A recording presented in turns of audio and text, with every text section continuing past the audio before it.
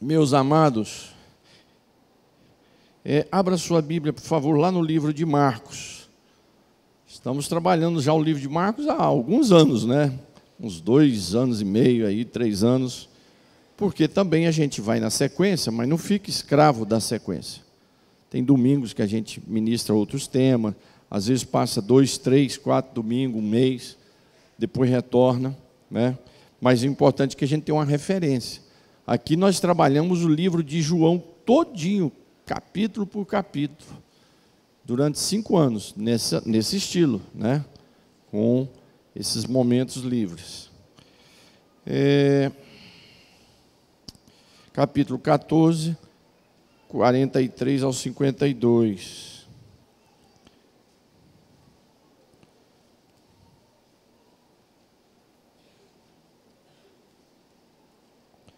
Marcos 14.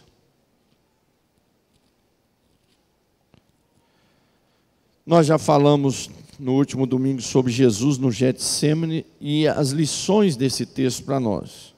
Hoje nós vamos meditar do verso 43 ao 52. Jesus é preso.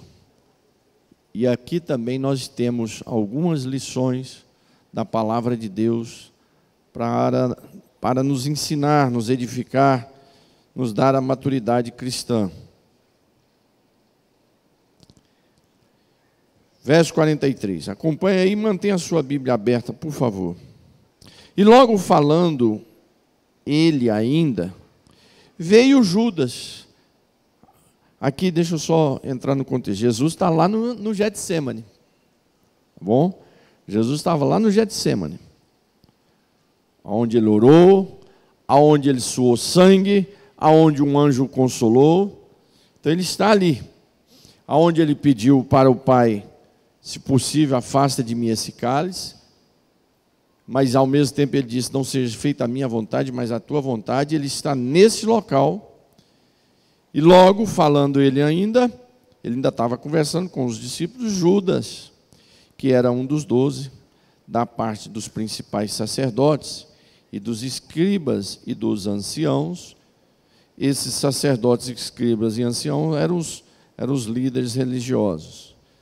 E com ele uma grande multidão com espada e vara-paus. Veja bem, irmãos, foram buscar Jesus com espadas e vara-paus, com pedaços de madeira.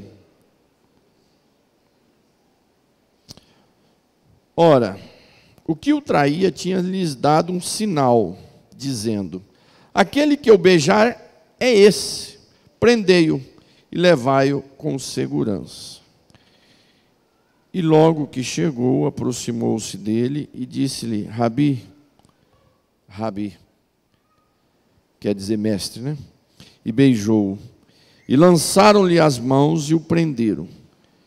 E um dos que ali estavam presentes, puxando da espada, que é Pedro, né? Em outros textos vai falar que é Pedro, feriu o servo do sumo sacerdote e cortou-lhe uma orelha. E respondendo, Jesus disse-lhe, para essa multidão, né? Saíste com espadas e varapaus a prender-me como a um salteador, como se eu fosse um ladrão? Todos os dias estava convosco, ensinando no templo. Jesus nunca fez nada escondido, né? E não me prendeste. Mas isto que está acontecendo, não é porque vocês têm poder, não é porque o diabo é poderoso, não é porque a religião aí é poderosa. Não. Isto é para que as escrituras se cumpram. Então, deixando, todos o fugiram. E certo mancebo o seguia, envolto em um lençol sobre o corpo nu, e lançaram-lhe mão. Mas ele, largando o lençol, fugiu nu. Provavelmente, esse que acontece isso é o próprio Marcos, porque ele é o único que registra essa história, e ele é o único aqui, Lucas também, não era parte dos 12 apóstolos, mas convivia com eles, porque a sua mãe era Maria, aonde acompanhava Jesus, aonde Pedro foi, após a ressurreição, né, depois do Pentecoste, foi para a casa dela orar, né, que estremeceu a casa. Então era uma família abastada que recebia Jesus e os apóstolos. Era a mãe aqui de Marcos. Meus amados, acabamos de ler aqui uma história que faz parte aí da sequência da paixão de Cristo, do sofrimento de Cristo, caminhando para a cruz, para salvar a mim e a você. Tudo isso Jesus está passando para salvar a nós, para poder garantir a mim e a você a salvação eterna e a todos aqueles que quiserem, a todos. Nós temos igrejas, alguns pregadores até conhecidos, pregando que esse todos é só os que ele predestinou, que ele escolheu um grupo. E é por isso que as igrejas deles não tem ninguém, porque isso é uma mentira. Isso é uma mentira. E as pessoas não precisam nem ter muito poder do Espírito Santo para saber que isso é uma mentira. Jesus veio para todos aqueles que quiserem a Ele. Ele trabalha assim. Ele deixou assim. E é isso que é o mistério de Deus, é essa simplicidade da salvação. Porque a salvação é tão simples, que aí eles acham, não pode ser tão simples assim. Assim como as pessoas do mundo. Não, mas como é que é? Só eu aceitar Jesus, levantar minhas mãos, aceitar Jesus, a partir daí eu sou salvo em Cristo, se eu morrer eu vou para o céu. É exatamente isso. É essa simplicidade que confunde o mundo. Mas aí dentro das próprias igrejas uns dizem, não, ainda está muito simples. Aí cria penitências. Não, você vai ter que pagar penitência, você vai ter que carregar uma cruz, você vai ter que subir tantas escadas, você vai ter que fazer isso, aquilo, outro, para poder... Não precisa nada disso. Mas aí vem outros, no meio protestante, e diz, não é tão simples assim. É pela graça. Mas ele escolheu um grupo. Ora, se escolher um grupo, é fixo aquele grupo? Qual é essa graça? A simplicidade da salvação é isso. É ele ter deixado o homem escolher. Mesmo o homem sendo um miserável pecador. Mesmo nós não sendo nada, ele deixou escolher. Essa é a simplicidade da salvação. E isso aqui faz parte dessa trajetória, desse caminho de Jesus para nos trazer a salvação na cruz do Calvário. É interessante que o texto começa dizendo que uma multidão com espada e pedaços de pau, seguidos e orientados por Judas, foram buscar Jesus. Estavam lá os líderes religiosos, sacerdotes, estavam ali doutores da lei, estavam ali os anciãos, aqueles que comandavam a religião judaica naquele momento.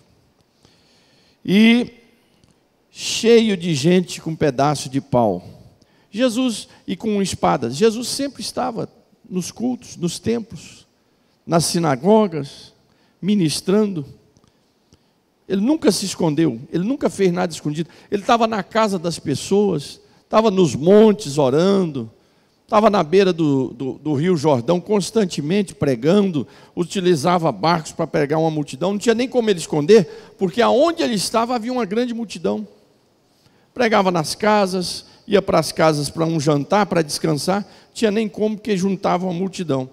E agora eles juntam armas, nunca viram Jesus armado. Eles juntam armas para prender a Jesus. Eles não tinham entendido que Jesus tinha dito que o reino dele não é desse mundo. Ele veio trazer o reino de Deus, e ele disse, esse reino já está aqui, mas ele começa no coração dos homens, transformando o ser humano. Mas esses homens, na sua carnalidade, na sua mente fechada, em busca da arrogância, do poder, eles entendiam que Jesus era um concorrente de poder político com eles. Era um perigo para eles. Não, Jesus simplesmente estava trazendo o reino de Deus. Esse reino era um poder contra o inferno, contra o pecado, contra o diabo, Tudo isso que o ser humano não dá conta de vencer. Contra as doenças, Jesus estava trazendo esse poder, esse reino de Deus, para dar a nós, aqueles que quisessem, a salvação. E essa salvação nós receberíamos de graça. Deus nos daria poder para vencer e triunfar esse mundo entregue ao diabo, entregue ao pecado. Então esse é o reino de Deus. Mas os homens entendiam, não, ele quer poder, ele quer um trono. E Jesus já tinha dito e disse isso a Pilatos de novo. Ele disse, o meu reino não é deste mundo. O meu reino não é deste mundo. Então, esses homens queriam guerra, queriam briga. E a palavra de Deus no livro de 2 Coríntios capítulo 10, verso 4, nos diz o seguinte, que as armas da nossa batalha não são carnais. Que as armas da nossa batalha não são humanas. O cristão, ele tem uma batalha. Uma das metáforas usada para o cristão é que nós somos soldados de Cristo. Usarmos a arma, né?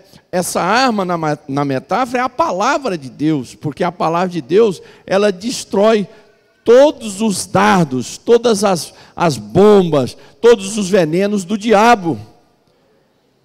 Então Deus, na sua sabedoria, para nós entendermos, Ele usa a metáfora do cristão como um soldado, aquele que está num combate. Mas esse combate é explicado na própria palavra, que não é um combate físico, nem material e nem com armas físicas, mas é um combate espiritual, e que essas armas não são objetos materiais, mas são espirituais. E quais são essas armas? É a palavra de Deus, é a oração, é o jejum, é levar o evangelho, é demonstrar o amor de Deus a todos que estão à nossa volta. Essas são as armas do cristão, é ser sal nesse mundo, é ser luz nesse mundo. Essas são as armas dos servos de Deus, dos cristãos. E a própria palavra de Deus nos diz assim, não é por força, nem por poder, aqui no sentido, no poder humano, no poder político, no poder de exército, mas é pelo meu espírito, diz o Senhor dos exércitos, em Zacarias 4 e 6. Então não é uma batalha física, não é uma guerra física, como nós vemos por aí, né? O evangelho não precisa de batalha, guerra física para vencer. O evangelho ele é vencido, como eu disse, na oração, na palavra de Deus, no jejum, o crente sendo luz, o crente sendo sal, o crente levando o amor do nosso Deus aos corações que estão aí famintos, angustiados. Há muitas religiões, né, que quer levar o seu ensino e a sua religião através da guerra, através do terrorismo, através do assassinato. Muitas religiões praticam isso. Inclusive, o cristianismo, quando passou um período, esse cristianismo, entre aspas, que nem todos estavam envolvidos nisso, mas as lideranças, que perderam toda a visão espiritual, nas cruzadas, alguém já assistiu um filme chamado As Cruzadas? As cruzadas foi um movimento que existiu lá entre 950 a 1200, um movimento dos cristãos europeus ir até Jerusalém para guerrear com os muçulmanos e outras religiões para tomar Jerusalém. E era na guerra, o chamado Os Cruzados. Era na batalha, era na espada. Ora, Deus nunca falou isso. E pelo contrário, isso deixou uma mancha, deixou uma vergonha para o Evangelho. O Evangelho do Senhor Jesus Cristo, a Bíblia nos diz que nós seremos reconhecidos como discípulos, carregando pedaço de pau, com espada, sendo guerreiro, matando os outros. Não, a Bíblia diz que nós seremos reconhecidos como discípulos do Senhor, quando amarmos uns aos outros, quando formos bênção para os outros, quando formos luz para aqueles que estão ao nosso lado. O Evangelho não é sustentado pela espada e nem por pedaço de pau. O Evangelho é sustentado pelo poder do Espírito Santo. É o Espírito Santo que reveste a sua igreja. toma o homem, a mulher mais simples dessa terra, e levanta ele com unção, com glória, com autoridade, para levar a palavra de Deus, para libertar vidas. Assim que é o poder do Evangelho, e é assim que o Evangelho caminha. Não é com espada e varapaus. Mas esses homens aqui, junto com Judas, cegos espiritualmente, achavam que era uma batalha de guerra, que tinha que guerrear agora contra Jesus, e que Jesus ia reagir como eles, com espada e varapaus. E um dos seus discípulos, ainda não estava bem convertido, que é Pedro, cortou a orelha de alguém. Jesus disse: guarda a tua espada, porque quem usa a espada, dela também será ferido. Então, quando alguém quis ser semelhante àqueles, retribuir com as mesmas armas, Jesus o repreendeu: guarda a tua espada, que você não é essa valentia toda não. Daqui a pouco eu vou te provar que você não é esse valentão todo.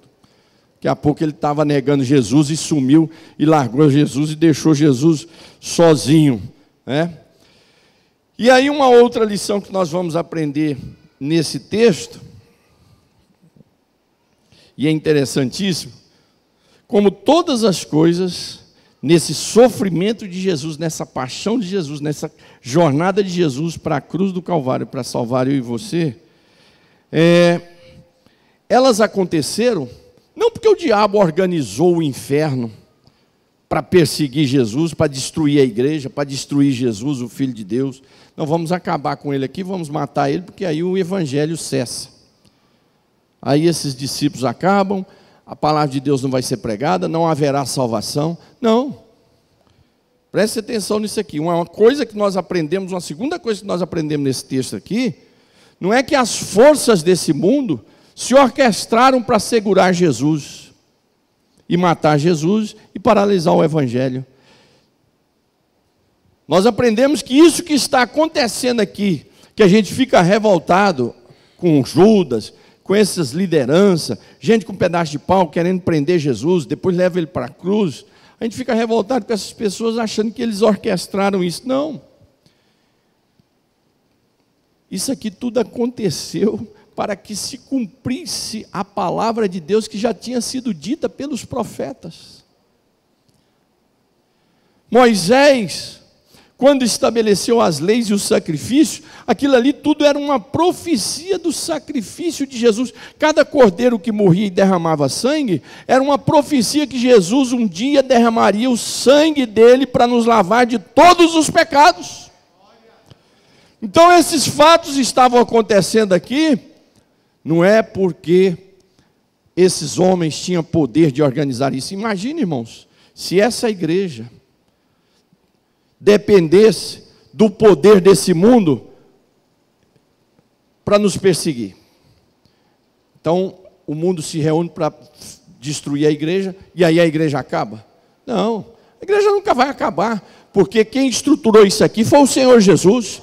Tem 2000 anos que o diabo tenta destruir a igreja, desde lá do Calvário ao Coliseu Romano, até hoje a igreja de Jesus cada vez mais cresce para a glória do seu nome. Só de Pentecostais está previsto para até 2025 agora, 1 bilhão de pentecostais no mundo hoje, são 800 milhões. Isso só de pentecostais. Então, o evangelho de Jesus, ele vai crescendo, porque nós não estamos subordinados ao poder do diabo, às forças políticas desse mundo. A igreja do Senhor Jesus, ela está debaixo da palavra de Deus, ela tem uma promessa que ela será vencedora. Não é nós aqui batalhando com forças, ou tentando enganar, ou tentando ludibriar, ou tentando guerrear com alguém que nós vamos vencer. Não, já está decretado, já está escrito, que a igreja do Senhor Jesus, o povo de Deus, há de herdar a eternidade com Ele, pronto. Jesus disse: parem com isso. Isso aqui tudo está acontecendo para que se cumpra as Escrituras. Jesus mesmo disse, no verso 49, e não me prendeste, mas, olha só, deixa eu ler tudo. todos os dias eu estava com vocês, ensinando no templo, e não me prendeste. Mas isto aqui está acontecendo hoje, para que as escrituras se cumpram. Que escritura? Os salmos. Salmo 22, entre muitos outros salmos, o Salmo 22 fala até das vestes de Jesus que foram repartidas. Para que se cumprisse Isaías 53, que fala daquele que foi humilde, em silêncio, levado como ovelha para o matadouro, não abriu a boca, mas pelas suas pisaduras. Que pisadura? A sua caminhada, nós fomos sarados, curados, libertados. Os profetas, os salmos, os livros de sabedoria da Bíblia, todos eles estavam anunciando que Jesus ia pagar um preço no meu e no seu lugar. Por causa do nosso pecado, quem tinha que estar sofrendo, quem tinha que estar sendo apedrejado, quem tinha que estar sendo perseguido, era eu e você. Mas Deus, a Bíblia diz assim, que Deus nos amou de tal maneira, que a gente também não consegue entender isso. Não tem teólogo que vai explicar isso, não tem livro que vai conseguir explicar esse amor de Deus por você e por mim. Não tem livro. A gente lê bons livros sobre o amor de Deus. Tem um, inclusive, que eu quero meditar com vocês, logo aqui, que eu tenho lido, que é uma coisa rica. Mas mesmo assim, nada explica 100% esse amor de Deus por mim e por você, sendo nós pecadores.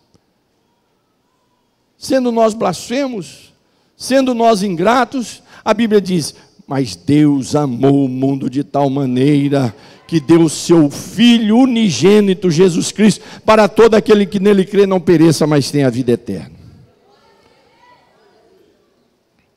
Para que se cumprisse as Escrituras. Tudo isso aconteceu com Jesus.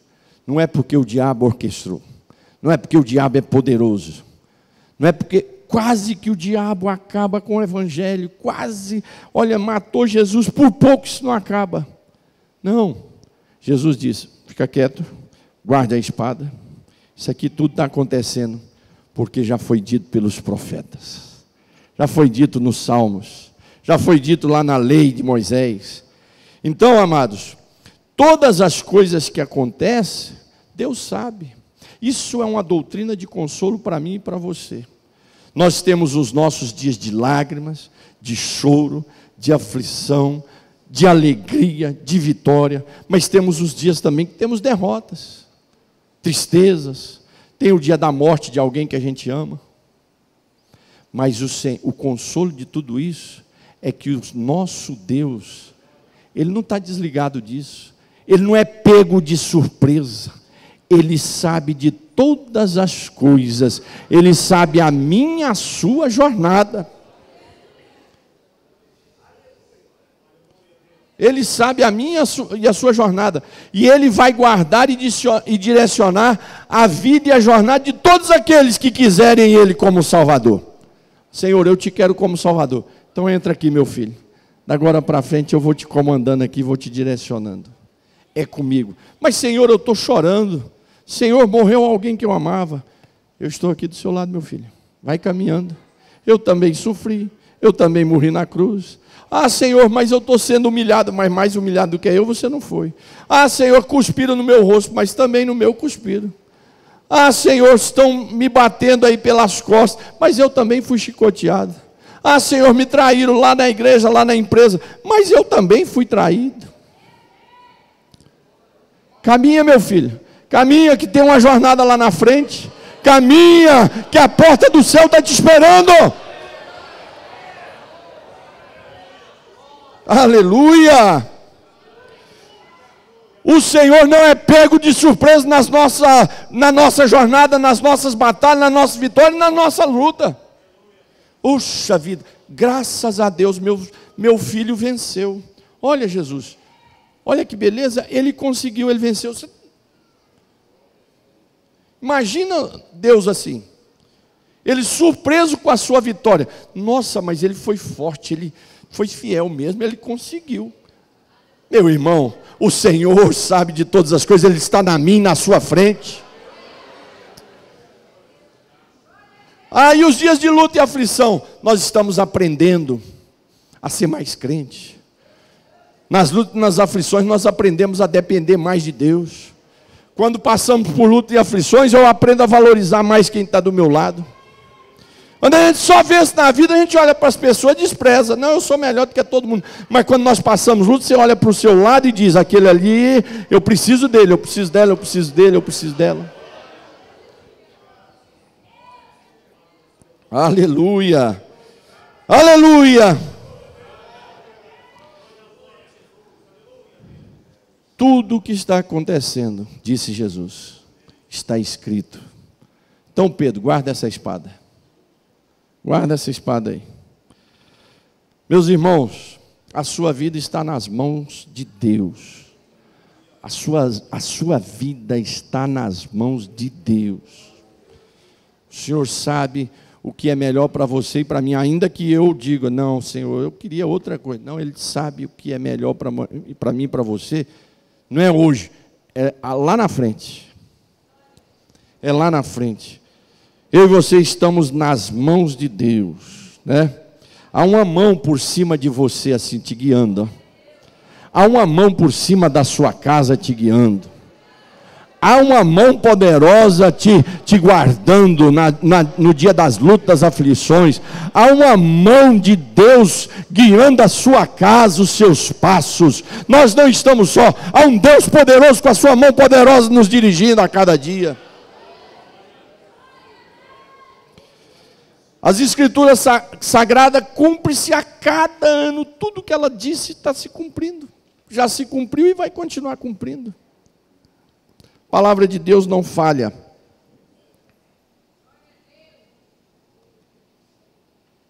Pense nisso. Isso é um consolo na vida cristã. Deus não é pego de surpresa. Deus está no comando da minha e da sua vida. Ele não é pego de surpresa. Quando você falha, Ele não é pego de surpresa. Quando eu erro, Ele não... aquele ignorante do sócio falhou de novo. Não. Ele não é pego de surpresa.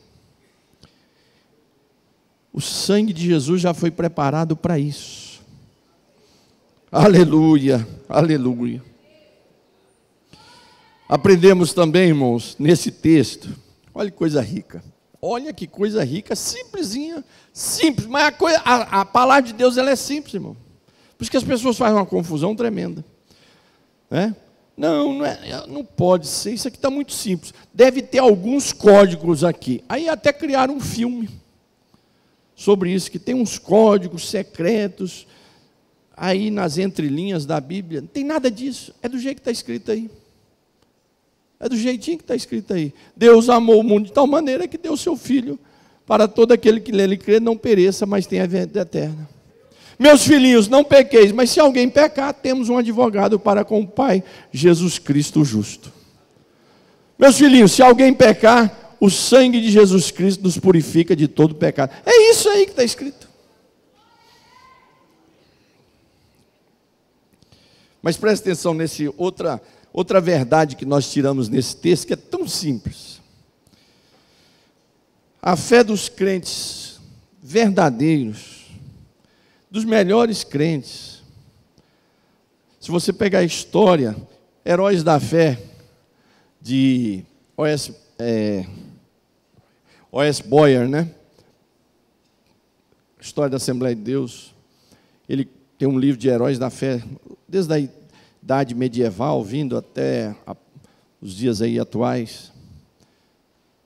Esses homens heróis da fé.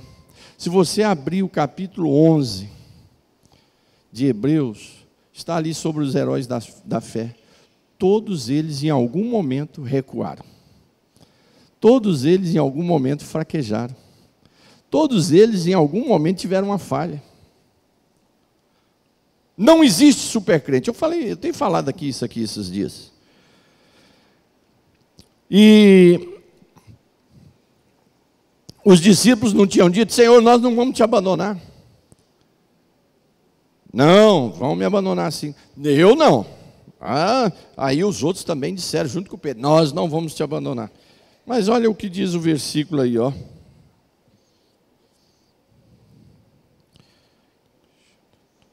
Versículo 50. O que diz? Então, deixando-o, todos fugiram. Texto bíblico na linguajar de hoje. Todos olhando para Jesus, viu ele preso, meteram o pé. Salve-se quem puder.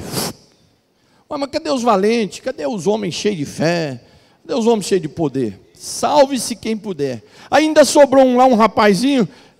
Às vezes a juventude tem mais fé do que a gente, mas até esse também, quando viu que a coisa ia pegar para o lado dele, largou até a roupa e saiu correndo pelado.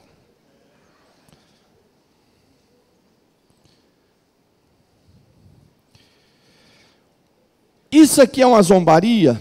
Isso aqui é uma palhaçada? Não.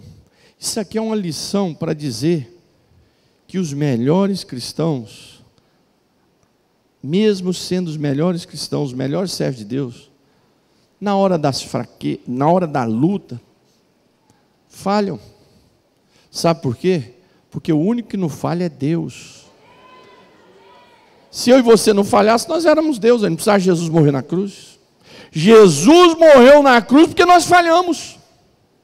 Se nós não falhássemos, não precisava ninguém morrer na cruz. A Bíblia diz que Deus olhou do céu e não viu um justo sequer. E ainda diz assim: todos pecaram, e todos carecem da glória, da misericórdia, da bondade, do amor de Deus. Então, a Bíblia diz assim: deixando-o, todos fugiram. Cadê a valentia? Cadê os homens de oração? Cadê os homens de fé? Acabaram de orar, cadê os homens de fé? Voltando lá, Hebreus 11. Moisés falhou, lá em Hebreus 11, livro de heróis da fé. Moisés falhou. Lá no Egito, ele matou um. Depois ele foi considerado o homem mais manso do mundo, está escrito na Bíblia. Mas mesmo sendo esse homem mais manso do mundo, Deus disse a ele: fale a pedra, fale a rocha, e ela vai gerar água. Mas o povo atormentou ele tanto, a multidão, ele ficou tão nervoso com o povo, que bateu na rocha, não podia. A rocha era o símbolo de Cristo, era o próprio Cristo. E Sara, mulher de Deus, também falhou. Ela riu quando o anjo disse: o ano que vem eu venho aqui para nós comemorarmos o aniversário da criança. Que criança? Não tenho idade para isso. E quando ela ofereceu uma escrava para Moisés, para Abraão, porque ela não creu que ia ter filho, então deve ser pela escrava. E Abraão, quando chegou lá no Egito e mentiu lá na cidade para todo mundo que Sara não era sua mulher, era irmã, para eles não matarem ela. E Sansão? E Elias, que acabou de fazer fogo descer do céu e poder, e matou sacerdotes de Baal. No outro dia a rainha disse: esse homem morre ainda hoje. Ele fugiu e não parava de fugir, e quando deu um tempinho ainda pediu a morte. E deixando-o, todos fugiram. Nos ensina, amados, que nós dependemos do Espírito Santo. Não confie na sua religião só. Não confie, por exemplo, eu estou terminando agora, essa semana eu termino a 43ª leitura da Bíblia. E falo isso para te motivar a ler a palavra de Deus. Mas eu não posso confiar nisso.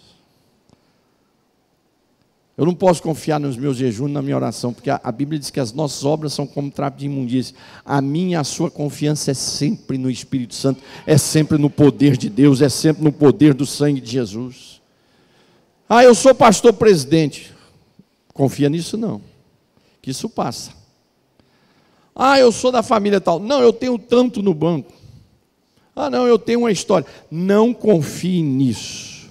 Porque na hora que a coisa ficar esquisita, o mais valente recua de medo. Pode ser Elias, um profeta, recua de medo. Não só recuou, Ele fugiu e escondeu numa caverna. Isso nos ensina nós não confiarmos em nós mesmos. Quantas pessoas no nosso meio, eu completei agora com a Maria Cláudia esse mês, 24 anos de pastor presidente. Quantas vezes eu já falei, quantas vezes eu já temi, quantas vezes eu já recuei. Cadê minha fé? Quando eu vejo, Senhor, eu sou pastor, cadê minha fé? Aí você vai para os pés de Jesus e diz, Senhor, eu confio no Senhor. Pronto, aí Ele resolve. Quantas vezes eu já vi obreiros hoje que estão no mundo, porque confiou em si mesmo, na sua história, na sua capacidade. Pastores que brincam de ficar expulsando demônio, conversando com o demônio, batendo papo com o demônio. Porque eu sou cheio de poder, estou debaixo da unção. Conversa fiada, meu irmão. A minha, a sua confiança está no sangue de Jesus Cristo e na graça de Deus. É a nossa única confiança, porque esses discípulos que andaram 3 anos com Jesus, quando a coisa ficou esquisita, eles correram, recuaram. Então isso nos ensina a confiarmos no Senhor. Não confie nos seus anos aqui dentro. Eu tenho 500 anos dentro de Bangu. Não confie nisso não. Confie na graça do Senhor Jesus Cristo, né? Essa fuga desses discípulos simplesmente nos ensina a nós não confiarmos em nós mesmos. É isso que nos ensina. Veja como a Bíblia é rica. Um simples detalhe da palavra de Deus nos dá uma lição.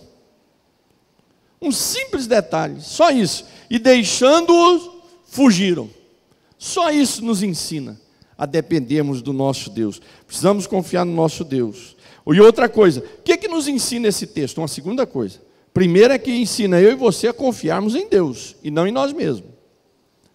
A segunda coisa que esse texto nos ensina, quando diz, e deixando-os, fugiram, é que nós não devemos ficar condenando ninguém. Tá vendo aquele irmão lá? É um covarde. Está vendo aquela irmã? Aquela é uma covarde. Esse texto nos ensina a não condenarmos ninguém, a ser juiz de ninguém, porque não existe ninguém perfeito. Dos heróis da fé do capítulo 11 de Hebreus, aos heróis da fé do livro de O.S. Boyer, nós vamos ver que todos esses homens falharam. E na sua vida cristã, quantas vezes você já falhou? Então nós não temos direito de ficar condenando ninguém e nem julgando ninguém, porque eu e você estamos também na dependência do Senhor e somos sujeitos às fraquezas que qualquer um aqui é. E finalmente, irmão, e aí aqui eu encerro, vou tomar até uma água aqui. O mais maravilhoso é a capacidade de nosso Deus, de nosso Senhor Jesus, ter simpatia, ter carinho, ter amor pelos seus discípulos, mesmo conhecendo que eram sujeitos, pessoas que na hora que o bicho pegou eles fugiram. Mesmo Jesus conhecendo que esses homens o abandonaram na hora da luta, Jesus continua amando. Imagina se Jesus tivesse dito, joga esses discípulos no inferno, que eu vou criar outros. Qual era a esperança minha e sua? Nenhuma. Mas a minha esperança e a sua, eu estou aqui falando do Evangelho de Jesus e cultuando a Deus, ouvindo hinos maravilhosos como nós ouvimos aqui. Você está aqui, veio da sua casa, está aqui adorando ao Senhor, por quê? Porque nós sabemos dessa misericórdia, dessa graça, dessa simpatia, desse amor dele por mim, por você, mesmo sabendo que nós somos cheios de falhas. Os ministros do Evangelho, pregadores, nos decepcionam. Eu posso te decepcionar. Crentes decepcionam pastores. Parentes nos decepcionam. Eu lembro de um amigo meu que até está na glória. Ele dizia, olha, parente é bom na fotografia. E ele ainda dizia assim, tem alguns que se você falar assim, esse já está na glória, é até melhor. Amigos nos decepcionam.